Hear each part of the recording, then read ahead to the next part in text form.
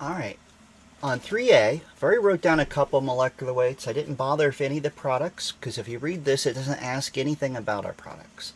It gives us an unbalanced equation, tells us that we're going to start with exactly 10 grams of both of our reactants, silicon and carbon monoxide. And I want to figure out from those 10 which one is my limiting reagent. And once I figure out my limiting reagent, I want to find out how much of my excess reagent is remaining when it's all done. All right. Now, there is a bit of logic we can apply on this one. Since these molecular weights are pretty much the exact same, 2809 versus 2801, and this is 10 grams, these are equal moles, almost perfectly. All right. And then once we balance the equation, which I can do relatively quick, so I have one silicon and one silicon, I'll leave that alone. Those two oxygens, though, I'm going to back over here and put two carbon monoxides, and now those two carbons. All right, now back up to what we just thought about, that the fact that we have not only the exact same grams, but thanks to the molecular weights, about the exact same moles.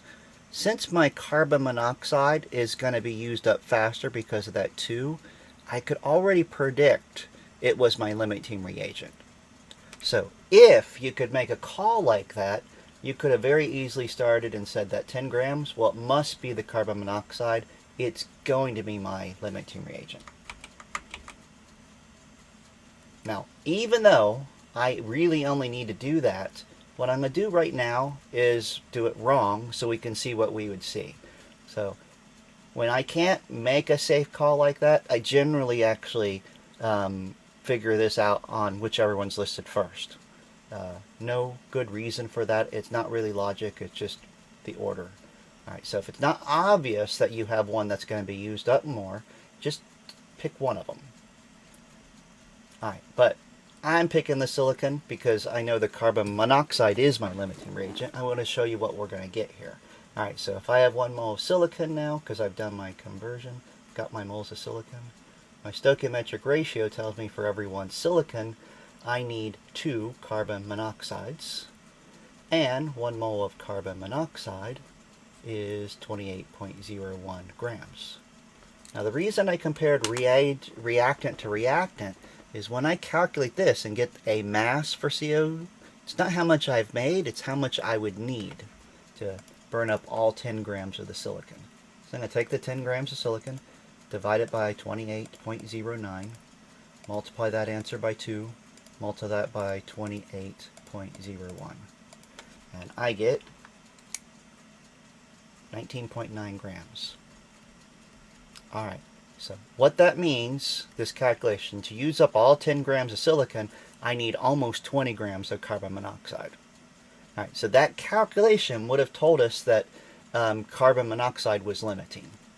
So, CO is limiting. Now, unfortunately, that only asks part of our question. That tells us what our limiting reagent is. Since this one asked for our remaining reactant, we would actually definitely have to do this second one. So once you know what your limiting reagent is, if you want to figure out how much excess reactant, you're going to do the same type of problem here, but from the carbon monoxide point of view. So here we've converted the carbon monoxide into moles, and that's 2 COs for every 1 silicon. Same stoichiometric ratio, just upside down.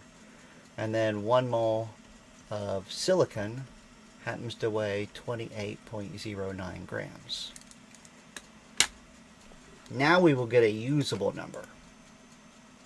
That 19.8 just, or the 19.9 there, just told us that we had a limiting reactant.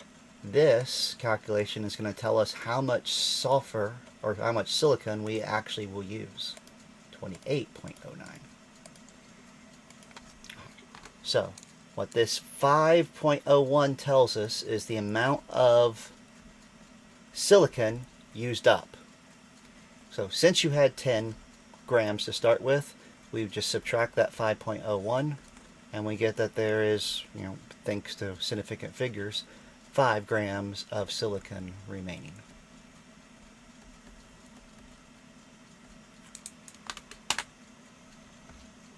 So carbon monoxide is limiting, silicon is remaining, or 5 grams of silicon is remaining.